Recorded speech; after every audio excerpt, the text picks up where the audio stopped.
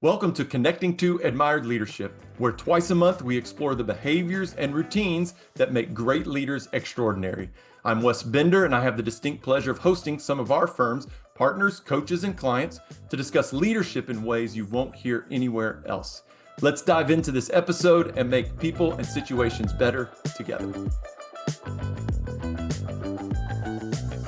All right, we will give everyone a minute or so to log in to today's webinar at the intersection of AI, communications, and leadership with the man, the myth, the legend, Alan Nelson. So what are you doing? I'm just trying to loosen us up, Alan. For we got I'm an hour together here. I'm still So on my second cup of smart juice, so don't expect too much.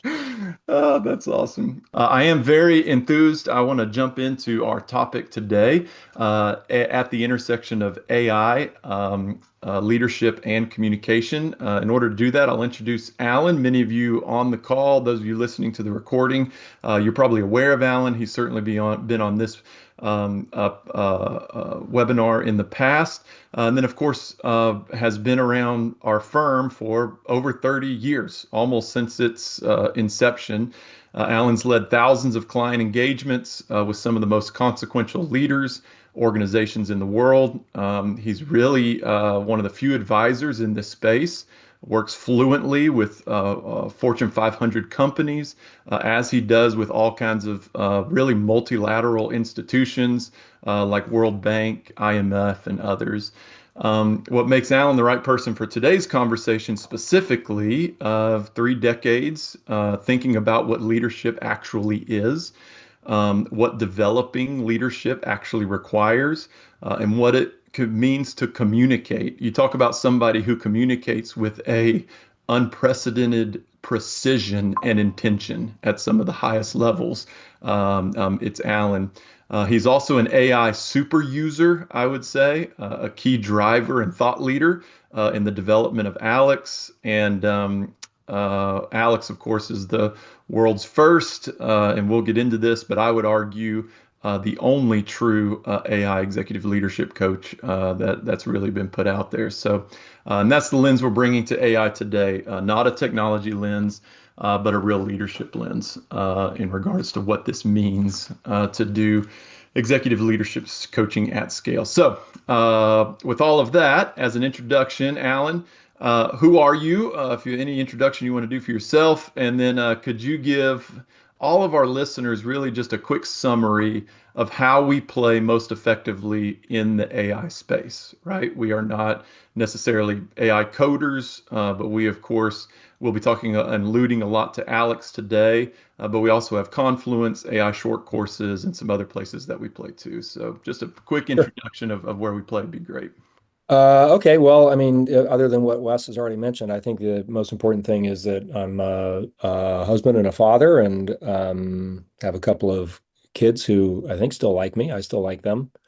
And this weekend, taking the oldest off to college for summer session, and so I think that's the only other stuff I would add, other than some of the professional context that you added, Wes.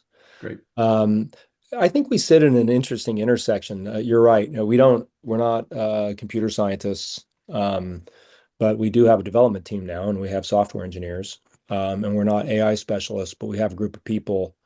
I think the whole firm is thinking about AI quite a bit now, but we probably have a core group of 7 or 8 people that have really been thinking about it very deeply for 3 or 4 years now. And so I think it's placed us at this interesting intersection between a lot of content expertise on how organizations and leadership work, which is independent of AI, being in a position to see how many of our clients, because some of our clients are, organizations that are very much on their front foot with this, both organizations in Silicon Valley as well as large organizations that are clients that are really wrestling with how they deploy AI. And we're working there in advisory capacities. So we're seeing how organizations are really working with and figuring out and trying to struggle with some of the implications of AI. And then third, we've been on our front foot ourselves. We've had a set of operating principles for the use of generative AI in our firm for 3 years. That's 3 years longer than most places. Everybody in our firm has access to leading model or models. We've got recurrent training that happens in our firm every 14 days. We've changed how we think about our own talent development because of it, and then we've developed our own product. So Alex has, given us an insight into the applied use of AI around a set of content and domain that I think is unique. So I think we sit at an intersection. I don't think that makes us specialists in any of those things that are AI specific, but I think it gives us a unique perspective that a lot of other people don't have, Mhm. and that I even think some of the large consulting firms don't really have.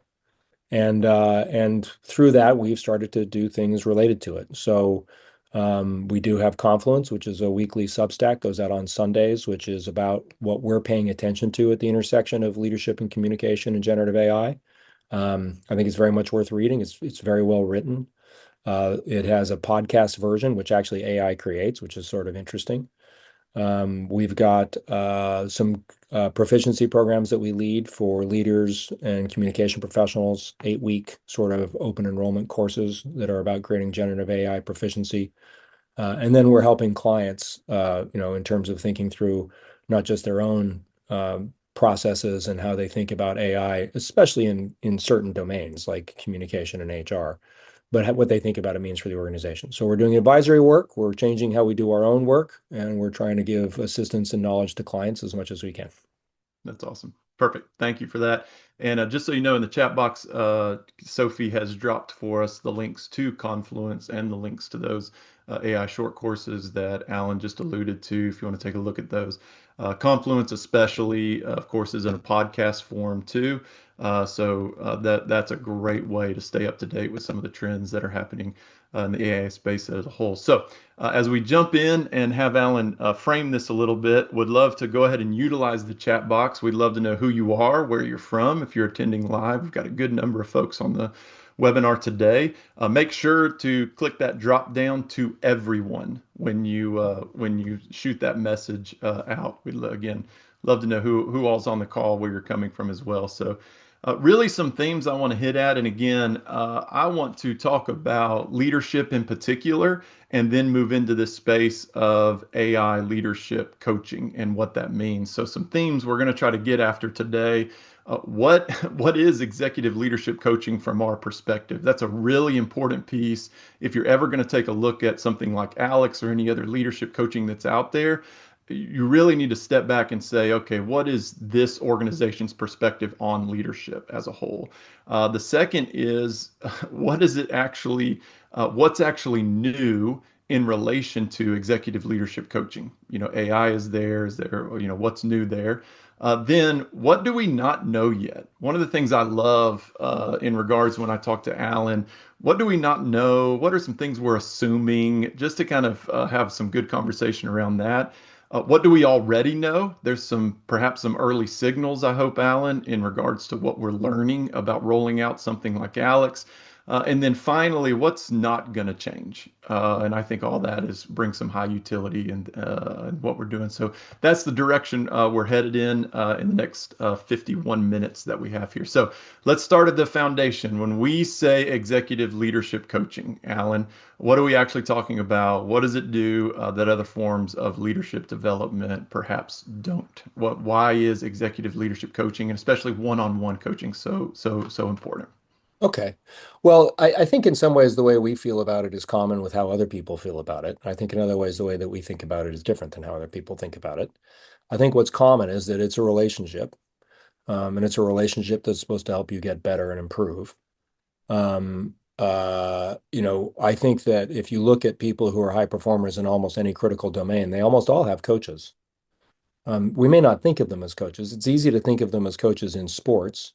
Hmm. But even pilots, pilots do recurrent training on a regular basis. That in essence is coaching. It's a process where somebody is providing hopefully to you resonance and feedback around what you're doing and helps you get better as a leader. And I think most coaches would tell you that that's sort of how they think about it and what they do. I think what we our take on it, and it's a take that informs how we would think about something like Alex, is that number one, we believe that coaching should be very advisory. So a lot of coaching, and in fact, a lot of coaching comes from a therapy background, and we certainly think of therapy as important, and we think therapy has great value. But the general cardinal rule of therapy is to remain impartial around certain actions and to not be advisory. Whereas we think if you're seeing a coach is there actually to instruct. I mean, imagine going to get a lesson in something and the person you're getting a lesson from doesn't instruct you in what to do or what not to do. So there is some coaching, and I think there are in some domains quite a lot of coaches who believe that they are they're a foil for clients. They're there to provide reflection to clients. They're there to provide questions to clients. And I think we would do all of that. But I think where we go, and we're not the only ones, by the way, but I think we're a subset. Where we would go is beyond that. We also think we're there to be advisory, to say, Mhm. yes, have you thought about this? And I've noticed that you do that. And how do you feel about this? And what's your motivation there? Where does that come from? But ultimately, what we would say is you need to do this. Or here's three choices, like the choice is yours, but these are actions we think you need to take. So for us, good leadership development and coaching is highly advisory. And because that's personal and because there's a high level of context and because it's a one-on-one relationship, I think there's just more efficacy with that than there is in terms of group training or other forms of leadership development. I think the other place where we're a bit different is we believe that advice should be highly behavioral. So to tell you actually what to do. And for us, it wouldn't just be behaviors. It could be routines, it could be messages, it could be actions, it could be decisions. But your leadership is a function of your actions, what you do every day, not your internal state alone. And so ultimately for us, good leadership development, good executive coaching is somebody who you have a strong relationship with, that has a lot of context for who you are and what you do, that has some history. Although you don't need a lot of context to give good advice right away, by the way. I think we also believe that, and not everybody does. But you who you trust, who you expect is going to do all those things that coaching would normally do in terms of being a mirror and a reflection and cause introspection and the rest. But ultimately say, if we want to get better at X, we should try doing Y. And that Y is highly specific and not, you need to, if you want to have a better relationship with the board, you need to be more trustworthy. Like how? Like, what does that mean? We would be far more specific. If you want to have a better relationship with the board, you need to be more trustworthy. And one of the things you need to start doing is X, and one of the things you need to stop doing is Y. That is how we would think about executive coaching, that I think is a bit different than how most other people and most other coaches think about it. And I don't know that it's the best, but it's our way, and it's the way that we think has been highly efficacious for people for 40 years. Yeah, that's perfect. So with that in the chat box, I would love to know, based on that description of executive leadership coaching, I'd love to hear do, the people that are live, do you have a great leadership coach? And you can just put that in there. I have a great leadership coach. Or no, I don't have a great leadership coach. I'd just be interested in how many people have that type of coaching relationship within our chat box there. So let's pivot a little bit, Alan. When I talk about this, sometimes I talk about the uh, real, I'm going to say distaste. That's probably extreme, but with my son's current high school basketball coach. Okay. Oh boy. He, Oh boy. so he is wonderful, you know, works with the guys, develops the guys as individual, just a phenomenal human being in a lot of ways. His coaching technique is run faster, shoot better, right? Rebound more, rather than the real skills that it takes to rebound. Position your body this way, right? Yeah. Move your elbow in just a bit. So, and I'm setting you up to say that's a lot of how we approach leadership. The small tweaks in leadership that can be made to make people in situations better. Yep. Now, if I was to look at, does an AI in some ways play a complementary role to the development of my son's basketball? Is that possible for an AI to see what they do? I have a hard time doing that. So I tee all that up in a way to say, how are we learning that AI is helping or working alongside or complementing or taking the place of a leadership coaching situation? So I think that depends on the AI. We are heavy users of all the models. We have our deepest uses with Claude and Anthropic, and Claude is the large language model that is the engine underneath Alex. But at the end of the day, they don't know anything that is distinctive about leadership that isn't available in the general training corpus. And what they've been trained on is the text of the internet. Mm, So I think the first thing is it depends on what the AI knows. And one of the things we think that's distinctive about Alex is it doesn't search its general knowledge as a first place to answer questions about leadership. It searches its what we've given it, which is about 2 million words of our content, which is not in the training corpus. Like mhm, it just simply knows things that Claude doesn't know. And just like I could retain a coach that knows things that other coaches don't know.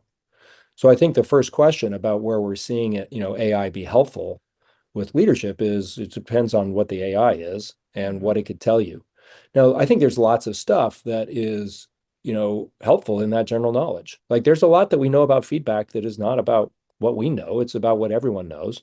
Like using centered communication as opposed to position centered communication. There's all kinds of stuff about how make things more practical for people and the rest. And it's general knowledge and ChatGPT knows it and it's helpful.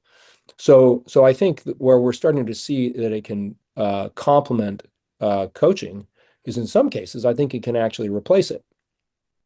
Like I think Alex is distinctively good. And I think there are lots of coaches who, especially for the fee, Alex makes a very strong argument of value over time and money for mhm, because it knows things that those coaches don't know. mhm, I think there's all kinds of coaches where Alex could not possibly compete, including some of my colleagues, and not just my colleagues, but coaches from other places who are very experienced and have lots of depth of context and understand. You just think about people who have lots of exposure to high level boards or private equity or things like that. Like, those people have value. I think, though, that in those cases, coach AI can be very complementary. So, for example, what I can do, but would not be a good use of my time, would be to sit down and say, okay, Wes, I'm helping you get better at relationships. And in particular, I want you to get better at keeping relationships alive. And I'm going to sit down and I'm going to take a lot of time and I'm going to write a 60-day plan for you that has a different exercise for you every day. That it might be something to read, it might be something for you to do, it might be something for you to journal. But I'm basically going to have you every day do something for 60 days that makes you better at this dynamic of keeping relationships alive. Alex can do that in 45 seconds mhm, and can probably do it with equal or better creativity than I can. Something that Alex or an AI can do is it can offer alternative perspectives very easily. It's very hard to get out of your own frame of reference. yeah, So I think about my problem and I go to maybe you and I say, hey, help me think about this problem. And I can help you think about maybe two or three different explanations for that. But you can go to a good AI and say, here's my explanation of the facts. Give me 10 alternative explanations of those facts. And AI will do that very well. yeah, Adopting multiple personas. Like here's six different roles I want you to play. Like there's so many ways that it can be a complement to great coaching that plays to its strengths. And its strengths are speed, its strengths are ability to adopt multiple perspectives from multiple facets in multiple ways. Its strengths are is equal to human, or in some cases different than human creativity. Like those are places where I think it'd be highly complementary to human coaching. But I will say that I think that there will be other AI tools and not just coaching. We're seeing it in some in design. We're seeing it certainly in computer engineering and software engineering, where AI with specialized knowledge is good enough that it can replace certain people who are mid-level practitioners. And I think Alex is as good as a lot of coaches, but I don't think it's as good as all coaches, if that yeah. makes sense. Yeah. So speak to this real quick. That comes to mind. Somebody asked the question, well, I have a human coach, but now I see Alex. I don't need this human coach anymore. Why should I continue with this human coach? The answer that I heard one time, well, what's better than the best executive leadership coach in the world that has instant access to proprietary research-based content? What's better than that? Well, the maybe the only Just thing look, that's just a second, Wes. no, you're fine. Okay, we'll have to deal with it later. I'm on a webcast. Yep. Tell her that's a Uh, first. my Perfect. daughter, my daughter making a guest appearance. That's awesome. Your daughter's probably the best coach for you in the household and so She's forth. certainly a source of honest feedback. I will say that without a doubt. That's all. So anyway, what I was getting after was the answer to that was what's better than the world's best executive coach has instant access to all this proprietary information and all those kind of things that Alex is, and the answer was two leadership coaches, two folks that could bring that to the table, and one of those really can pick up on some things that an AI just can't yet Yeah. necessarily. What would you say to that answer? Oh, I mean, look, I mean, as wonderful as they are, at the end of the day, like an AI doesn't have true conviction. Like it does not That's good. truly care about you. It may act like it cares about you, but it does not truly, like Alex is not laying awake at nights, thinking about you. Yeah. If it is, then we've got other issues we need to deal with. But a person can bring conviction, and also a person can bring a huge amount of context. And I don't just mean historical context, but the ability to read like the look on your face, to see your measure of uncertainty, to pay attention to your nonverbals. Now, as sight and imaging gets better, I would not be surprised that we are talking to AIs that have cameras on Yeah. that are reading all that context. But like absolutely, like there are certain things that humans can do that AIs can't, and thank God, by the way. Yeah. But the question is can you afford it? Yeah. And can you afford it? And can it provide value for the dollar? And and I just think like anything else in any other market of talent and professionalism, there are solutions that can be just as good or better than what you have access to. And I think Alex is that. Yeah. But that is a place where I think human coaching will continue to be important. I mean, I do lay awake in the middle of the night thinking about people that I work with. Yeah. And I do have conviction around them, and I do genuinely think to ask them how that conversation went. And that's something that, at least for now, is the realm of humanity, and I hope continues to be. But I think that, the best scenario is the best of both worlds. And, you have I certainly have people I coach who use Alex all the time, talk to it every day. But when I get on the horn with them every 3 weeks or something, they're ready to go. Like they got things they want to talk about, because there is something that I provide that the AI can't. Yeah. That said, you can't scale me to 7,000 people. Right. And Right. and that's where I think there's power in a solution. And Alex isn't the only idea. There, we could have these in legal, we could have in marketing, you could have lots of them domains where what is unique is if you can take an AI and give it distinctive process and distinctive content, it can now allow you to help a lot more people than you could help with humans so far. Yeah. That's good. So just a couple quick reminders and then one more question kind of around this, just framing the whole space. And then I want to get into what you alluded to is this breakthrough of scale now, which AI has brought to our firm.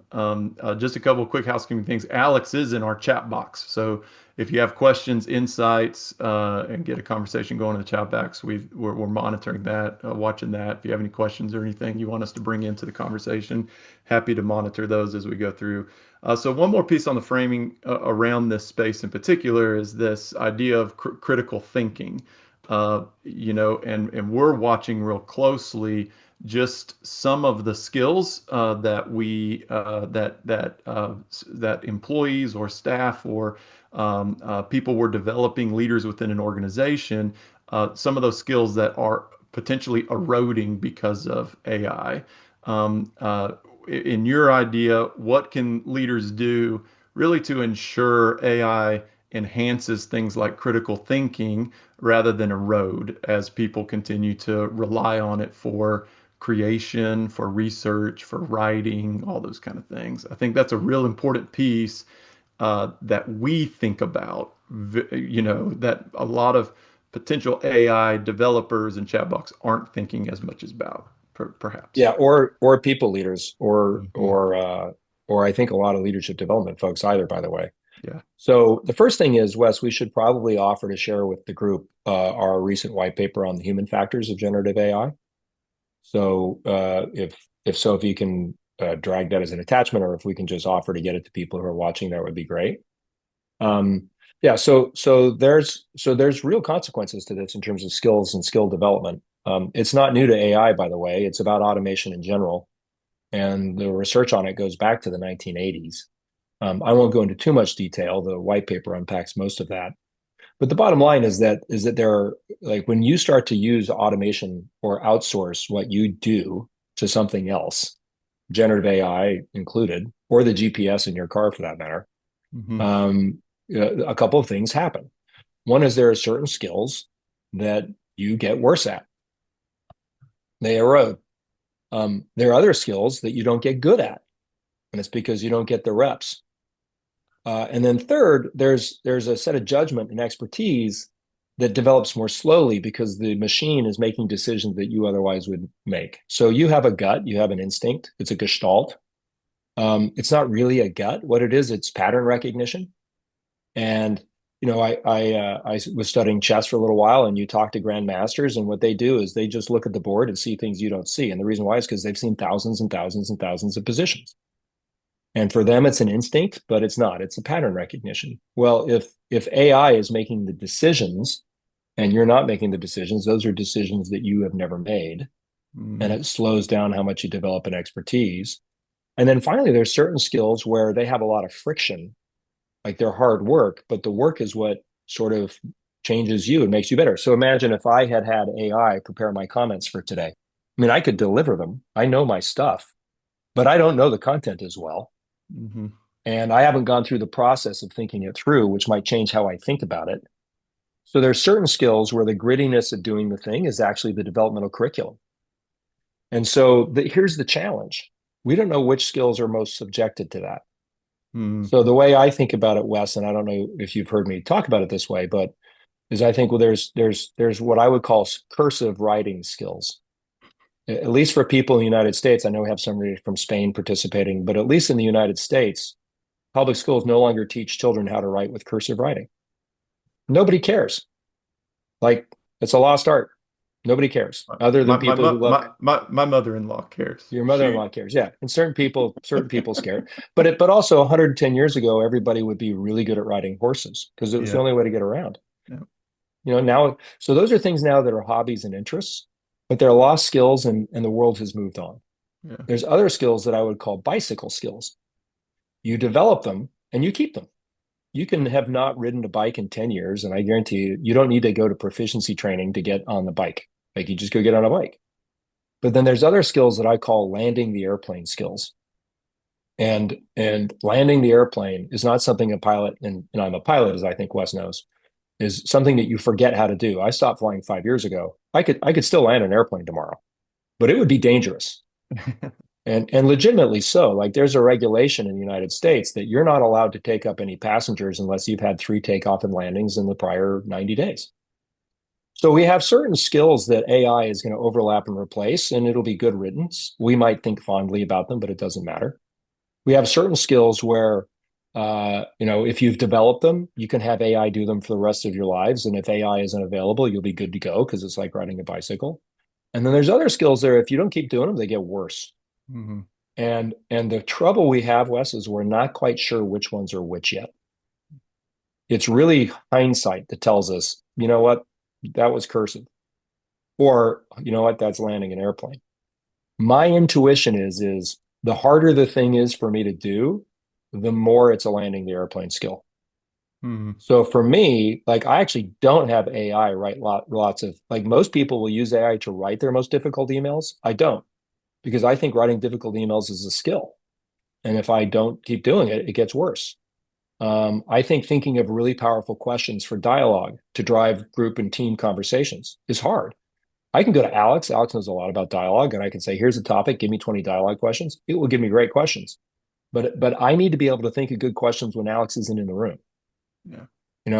Designing important messages, like, how do we say this? Strategy around, like, that's hard to think of those things in crisp, concise ways. I find if I stop doing it, I get worse at it.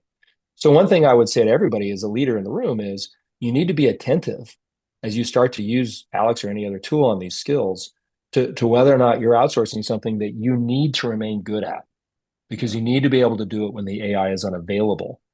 And you'll be able to tell if you're getting, like, and I think there's lots of skills that are like that. The final upshot that I think nobody's thinking about on that, Wes, is what this really means is that the way you develop people in that world who have AI available to them all the time is through apprenticeship. That that we used to develop people, with the exception of certain professions like carpentry or medicine, which is really residencies and internships are all about apprenticeship, is the way most professionals are developed on the job is on the job training. Like you do the work, and occasionally I sent you to a training program, and then you get better, and then I promote you, and then you do another, and then you get better at that, and I send you a training program. But if AI is doing a lot of the work, what it really means is that as leaders, we need to develop people really through apprenticeship. And the vast majority of leaders don't think of themselves as mentors to apprentices on a day-to-day basis. And most organizations are not set up to do leadership development through apprenticeship. And I think that's a challenge that we're all going to have going forward. And I don't think the world is really ready for those human factors. Yeah, that's good.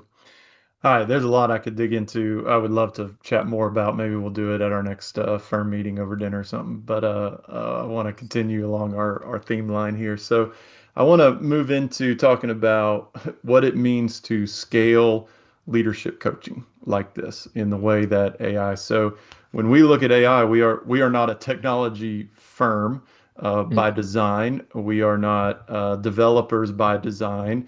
We are a 40-year-old institution that is expertly positioned, plays in the a preeminent way in regards to leadership and strategic communications. AI just happens to be a mechanism that affords us the opportunity to scale what we've been doing for 40 years, Yeah. really for large organizations. That's a big deal in how we approach it, and a big deal in regards to what you've already heard in regards to Alex. Providing access is not the same as creating value. What would you say organizations need to understand about rolling executive leadership coaching out at scale, especially for large organizations that have never typically had one-on-one executive coaching rolled out like that? So, and meaning AI coaching. Yes. So we're learning a lot. Hmm. And we've got some clients who have given Alex to access to thousands of people. And what they've done is said, here you go. And when we see those scenarios, the uptake and the utilization rates we see are exactly in line with what all their literature says about software as a service tools that are deployed to people who didn't ask for them, Yep. which is 80% of them are going, I don't even know what it is, and 20% of them are going, I think I've used it, and 10% of them are going, this is the most amazing thing I've ever seen. And those adoption rates are slow and painfully so. And then we have other clients where we see the inverse, where we see 80% are going, this is the most amazing thing, and 20% are going, I don't know what it is or I don't want to use it. And I think the real difference is how you think about deploying it. So what we've learned is that the best way to do it is not to think about it as top down, but is to think about it as lateral. That I want it to spread this way. Hmm. And what you do is even if I'm going to give it to 500 people, what I do is I parse that group into four groups. I go, who is most likely to be excited about using it first? And that's group number one. Group number two is who's curious, but not probably my first users because they're not really enthusiastic. That's group two. Group three is skeptical, busy, not very interested. And group four is I'm never using an AI coach no matter what you do. Now you got to make some guesses about those groups, but that's your deployment path. Mm. So as much as I want to give it to all 500 people at once, that's not what I do. I give it to group number one first. And of course, they get into it. They love it. We have a large client that started with 26 people. They all happen to be HR business partners, by the way. They were very excited about Alex. And after a month, 3 weeks of them using it, they were then a proof point for group number two. And so then I can go to the second group and say, we have subscriptions for you. Here's a group of your colleagues who are already been using it. And then they provide some proof and some evidence and some, and some source of peer feedback and how do I do this thing well for other people. And then I get them on board. And now I've got 200 people. And then I go to my extra 150 or 200 skeptical people and say, now we're giving it to you. And now they already have 150 or 200 colleagues that are on board. And then my last group, I give it to them and I know they're probably never going to adopt no matter what.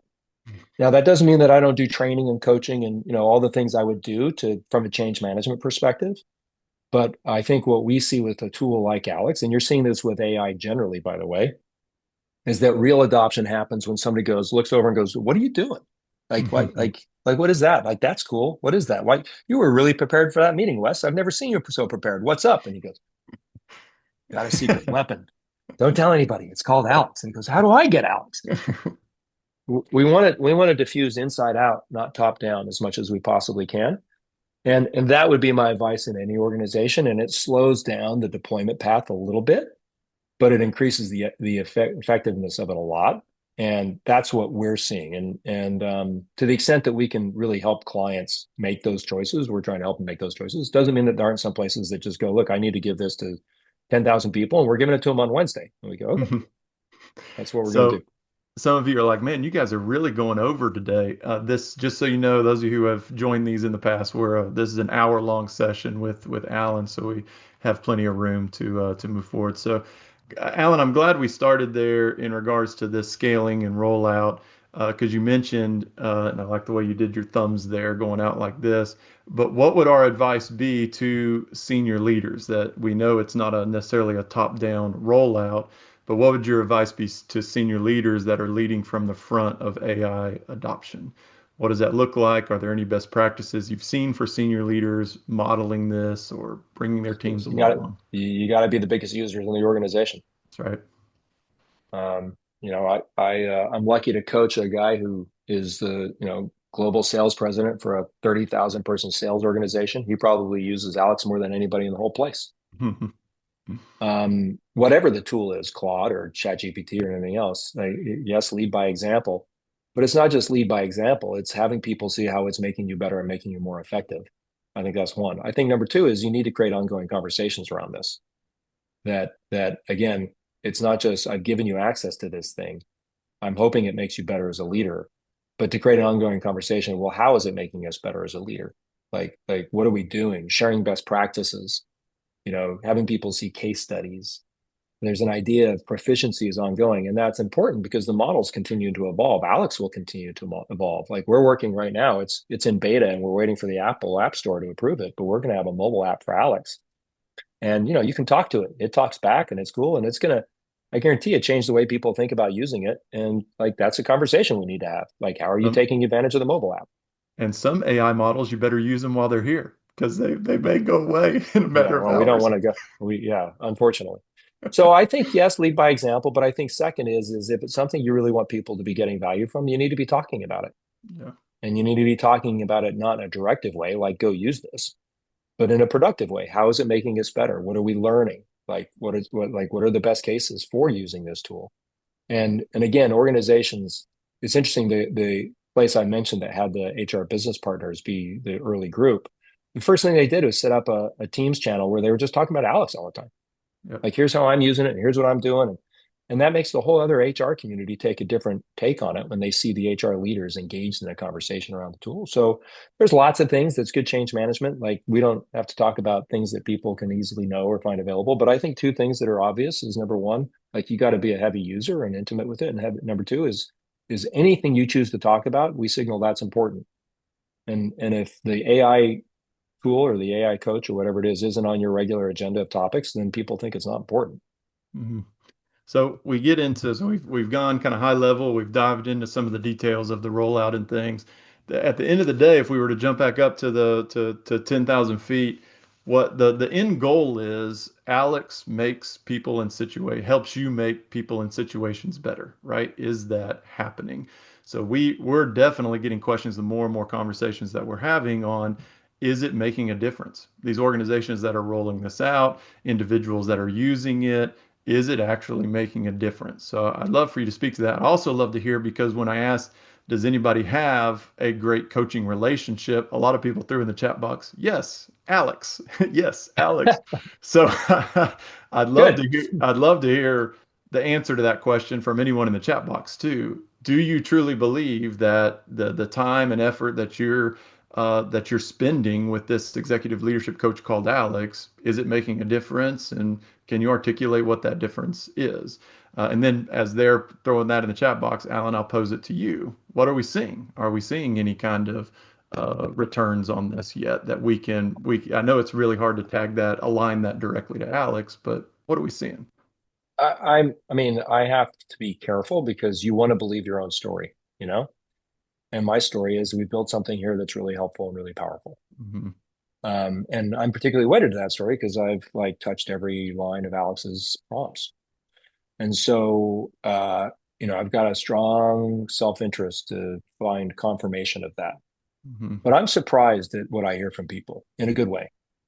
I only have, we only have renewal rates, which are encouraging, and we only have anecdotes. But the anecdotes I get are surprising and a little flattering of just the difference it's made. There's somebody I was talking to who said, Alex saved our Christmas, you know, and not in a small way, but in a big way. Like somebody in the family had a really, they had a serious kind of familial situation and a reaction, and this was an intimate family member, and they weren't certain how to handle it, and Alex coached them through how to handle it, and this person said to me, Alex saved Christmas. I had somebody say to me, like, I haven't been able to get a job. I've been trying for months, and I finally engaged Alex around it, and I got a job. People who, I had somebody who was going to quit the firm, not our firm, but their organization, and I've been engaging Alex on it, and I've saved them. Like I hear really surprising stories from people about how good it can be. But like anything else, it's about how you use it and what you use it for. I tell people, engage Alex on your hardest problems. Now, Alex will quickly say, sounds like you need to talk to your compliance department, or this sounds like this is a legal issue. Alex will tell you when it's out of its depth. Yeah. But I think Alex is so much more than a help me write an email. And when I see people who are really engaging it, I'm surprised at what people tell me about the difference it's making for them. So we can only hope that it's making a big difference for people. Hmm. And can only hope that we continue to make it smarter and better for people.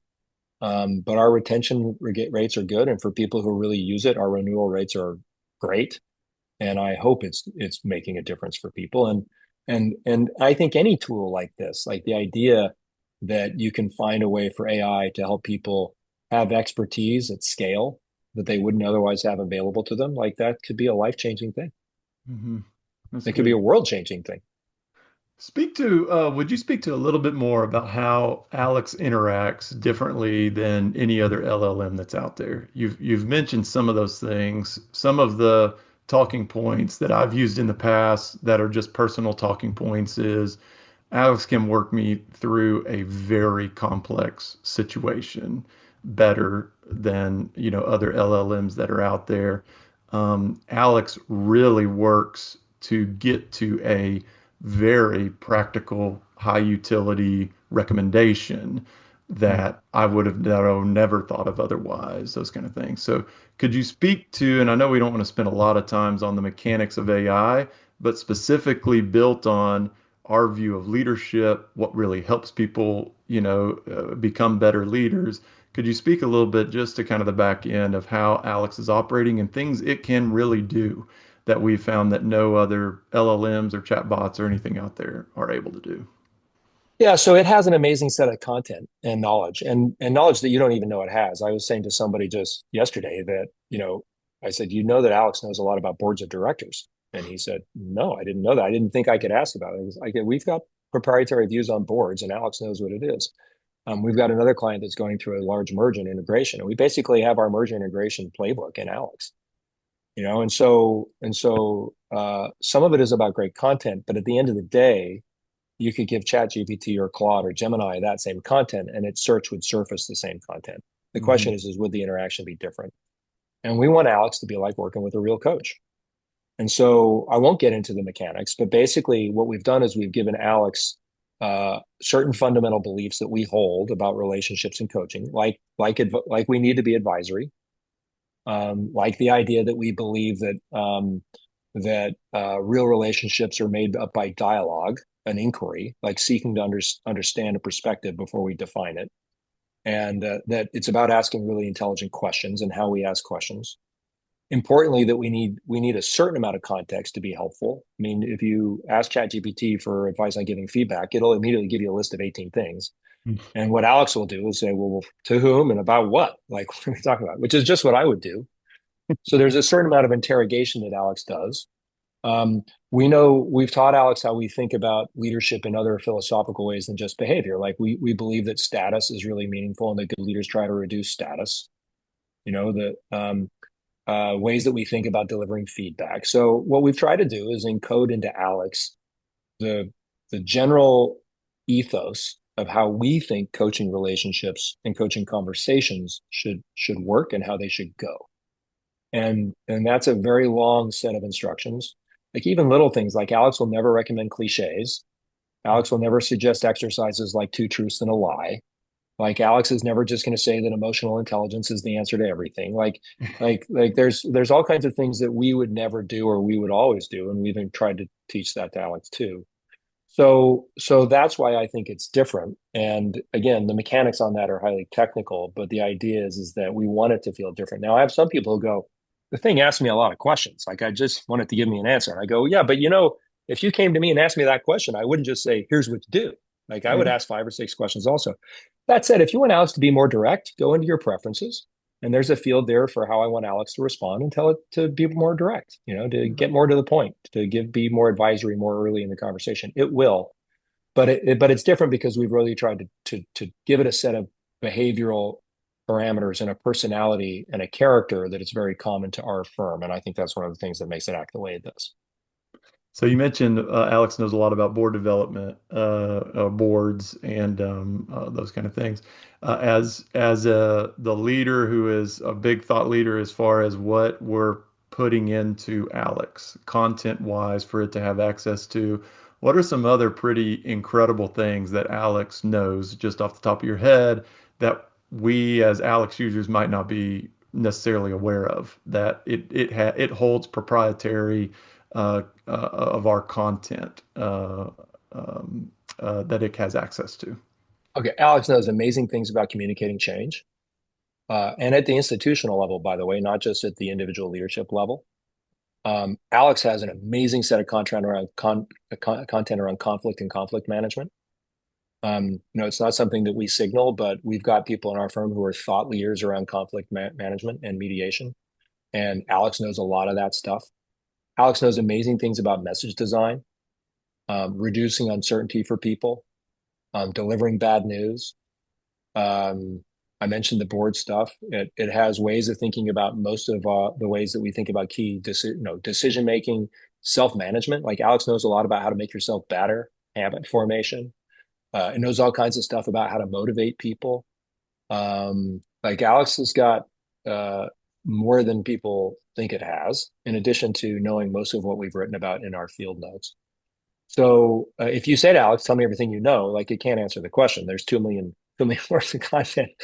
But you could say, hey, I'm facing like I don't know if you can help me with this or not, but from your proprietary knowledge, not your general knowledge, like what do you know anything about X? And it will tell you. And if it's anything about leading organizations either at scale or leading people one to one, those are things where we've been involved over 40 years, and we probably have points of view or frameworks or content that Alex has a sense of and knows of, and can be helpful with. Yeah, that's good. And you'll know that Alex in the chat box says you're doing a great job. One of the Uh, answers that you gave as well. So, I'm always very nice to it because I don't know if one day it's going to be in charge. so how do you use AI, Alan? Just from your own, do you use? I mean, we use Claude. You're always telling us to watch our tokens around our firm as we use Claude a lot around our firm. Yeah. But how do you approach AI every day? The situations you bring it, when you use Alex, when you prompt Alex to maybe give you a summary that then you take into Claude and do something or another AI, or are you doing the same from Claude to Alex? Just in general, if somebody was to ask you, Alan, how do you, with the mind that you have and the way you approach things, how do you Yeah. at your level utilize AI? So there are 3 to 4 ways I'm using it. And I would say in part because of my work, with the engineering team on Alex, I'm probably a bit more technical than most people are on some of this stuff. Yeah. And I've built things for myself that I test before we deploy them for the firm. I build them and then we work them with the engineering team and in our AI group, and then we decide that we're going to scale them. But for me, I'm using AI usually in 3 or 4 ways every day. First of all, I have a virtual chief of staff that I've created. It's not OpenClaw because that's not secure in our environment, but it runs on Claude. That basically monitors my inbox, monitors my calendar, monitors my texts, and has a data has basically a knowledge base underneath it with great context. So I can say things like, read the email from Wes Bender. That's a new lead and opportunity for us. Create a file for me on it, and it will do things like that. So things that I don't need to bother my assistant with, and things that I wouldn't bother a junior person in the firm with, that's sort of chief of staff role. And I think that that level of agency as a virtual chief of staff assistant will become more common for people. So I'm working with it all the time on things like that. Second, I use it to make me smart on areas where I'm not smart. So like I need to get smarter on some legal issue. I mean, not in replacement of talking to counsel. Like if you need to talk to counsel, you talk to counsel. But somebody sends through a unique data privacy agreement. Like I need to understand this thing. We're doing a lot to advertise Alex right now. I've used it to make me very smart on B2B and B2C digital advertising and how those things work. So almost every day I'm having AI giving me a research report on something I need to get smarter on. I use it to do real work. Sometimes as simple as yesterday, I had a memo and there were a million bullets from notes in this memo and they all needed to be reformatted, and I just had Claude do it, and it saved me a lot of time to real content creation around things that I need content created, or thought partnership, help me be my foil. And then with Alex, I use it for advice. Like I use Alex as my coach. I'll use it sometimes around client facing scenarios. Like I'm talking to this group. Here's the angle of leadership I'm thinking to taking. Is there anything I'm missing? Is there something that I've forgotten about in our literature or in our data that would be helpful to bring up? Here's the flow I'm thinking about. But what I really use Alex for is like make me better. Like I'm doing Hmm. like this has just happened and help me think it through. It's so fascinating, Russ. I have great confidence in my abilities. I try not to take myself too seriously, but I've been doing this a long time. But I had a situation with a client a little while ago, and I just didn't know. Like I was sort of stuck. Like I had to confront this person and say no to something. I didn't know how to say no to it. And in like 4 minutes, Alex, I was like, well, of course. Like that's Hmm. exactly what I would do. And then I also use Alex. I use Alex a lot to give me alternative explanations. So there's something we've written about in a field note. It's called the Rashomon effect. It's about a Japanese movie called Rashomon. Some people may know it, but basically, 4 people see a crime. They're all witnesses at the trial, and even though they all saw the exact same set of events, they all remember 4 different things. And Alex knows about that, by the way. And what it can do is it can give you not alternative perspectives, but alternative stories that explain something. And I was going into a situation, sort of a situation I was negotiating between a couple of client parties within one organization. And I said, here's the situation. Here's the story in my head that explains it. Give me a Rashomon on this. Give me 4 other alternative stories that explain the same set of facts. Not ways that different people see it, but stories. And it gave me 4 stories, and I got to number 3, and I went, "I'll be damned, that's it. Hmm. Like that's actually it. Like I didn't see it, but that's it." So I use Alex frequently for coaching, and not for my problems where I might go to a colleague that I've worked with for a long time who has great context, but I use it a lot as a coach, and I find it's very good at that. Awesome. Yeah, Alex said in the chat box, the Rashomon effect. I know it well, and provided a link for that too, which is great. Right. We've got about 6 minutes left. Happy to take any last minute questions or things you'd like to for Alan to speak to.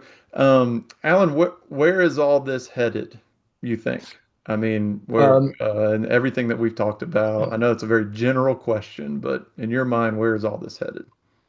so I'll answer that, and then I want to get to some of the Q&As. Andreas has a question that's been in there since 11:08 that I'd like to take on. Oh, thank you. But Yeah, go ahead. where is it all headed? I don't know. I can tell you the models are going to get better and better and better. I can tell you if we have any indication of the past 2 weeks, they're going to get increasingly controlled. So, the news broke yesterday that the US government is going to control the release of ChatGPT 5.6 and actually control it customer by customer. So, until we can be confident as to the security guarantees around the future models, I think that releases will probably be more measured and perhaps even slower, but they're going to continue. And the models are going to become very, very good. I think that is excellent in terms of what it means for us and Alex. We'll always keep improving the model underneath Alex. We test the personality extensively to make sure that it doesn't change Alex's personality because every model has a slightly different personality. But I think, the honest answer of where does it all go? I don't think anybody knows, Wes. These are general purpose technologies. If you ask somebody standing outside a coal mine in 1743 what that steam engine they created to pump water was going to do, nobody would have forecasted, railroads in the United States. So, let alone the Industrial Revolution. But what I can say in the short term is that Frontier is going to keep advancing, and what they're capable of doing is going to continue to increase. I don't think that's going to stop. And I think that, but what I think it may change is what we can pay for them and how quickly they get released, based on the economies of scale on the one hand and government oversight on the other. But other than that, I would just expect better Alexes and better aids and better tools coming down the road. It's great. Um, I Yeah, want Andy's joining us all the way from Madrid. So I'll read his question and then let you get to it there. Sure. Does agentic AI compete with teamwork, making human with human and human with machine AI collaborative tasks more and more obsolete? Oh, I saw a different question. I was reading the one about how to convince management. Alex is different, but Oh, ask that. Let me answer that one though. Wes, answer that question. Ask that question for me. How does it replace human to human versus human to agent? that's right. Yeah, it's interesting. I don't know that anybody knows. People say that one of the values of human to human, and there's a lot of research that shows you get small groups together and they come up with solutions that individuals don't come up to solutions with. I find I have that experience with AI. What I haven't had is the experience of me sitting in a chat room with seven other AIs and what that dynamic is like. But I would think that there are certain parts of what we do where what matters is that you're getting a different perspective and that different perspective causes insights that you wouldn't otherwise have. I don't see any reason that that perspective couldn't come from an AI any better than a human. Mm, That said, just like anything else, like like people still gather for Thanksgiving. People still get together for holidays and celebrations. We could do all family events virtually, and yet we don't. Well, why not? Well, some people, families go, I'd love to do all my family events virtually. But for most of us, even though we could do it, like as soon as COVID was over, everybody was eager to get back together. There's a very strong signal in that. hmm And the signal is that there are certain things that are distinctively human about human interaction and relationships. And they're difficult. They are by design difficult to quantify. They hmm are intangible. I believe that teammate collaboration will do that. Like I can't have a true esprit de corps with a group of agents, right? I can't remember the fact that we went through something together that forged something else with a group of agents. Like there's all kinds of things that collaboration and engaging with colleagues can do that agents just won't be able to do. But I don't think that creativity and brainstorming is necessarily one of them. I think there are probably other things. Yeah. And then I think Andy's other question's a good one to end on as well. I think we probably have lots of people on the call who are seeing the value in Alex and they're trying to push it up to the decision makers basically within their organization. And so Andy asked very specifically, how can I convince the management that Alex is different than at bringing a value that Claude Pro can't provide, even if we design a Claude project as a leadership coach, right? Give them some talking Yeah. points there. Easy. Alex knows things that the generic AI doesn't know. That's right. Different content. I mean, you basically have, not to blow our own horn, but a firm that was coaching before coaching was called coaching. That is one of the distinctively experienced executive coaching and leadership development firms in the world that has created an agent that knows what it knows. hmm So you'll get generic advice from a generic AI, and you'll get specialized advice from us. And then on top of that, with a process and a routine that creates real insight and collaboration, which I find that when you're asking for advice, the generic AI struggle with because they don't have our ethos underneath them. And Yep. that's what I would be, is that it knows things the others don't know and acts in ways the others don't act, in ways Yep. that both contribute to better leadership development than you would get from a generic tool. Yep. That's great. Last thing, Sophie, if you'll just drop some links, that's a great place to end. If you'll drop some links in the chat box there. If you'll actually drop the link to the previous webinar with Alan last year, if you wanted to dive into kind of the foundation of AI and the real mechanics behind it, Alan and I had a great conversation last year in regards to that. It was a great follow-up. Yeah, at the beginning of our session, if you scroll back through the chat, we had Confluence and our AI short courses, which would be great links to grab at there. We'll pull all of the live participants today and send you guys the white paper that Alan alluded to. I think that would be a great follow-up and just a thank you for attending live today. And then obviously, if you wanted to connect around anything more specific, meet with some of our coaches and advisors, my email address will be there.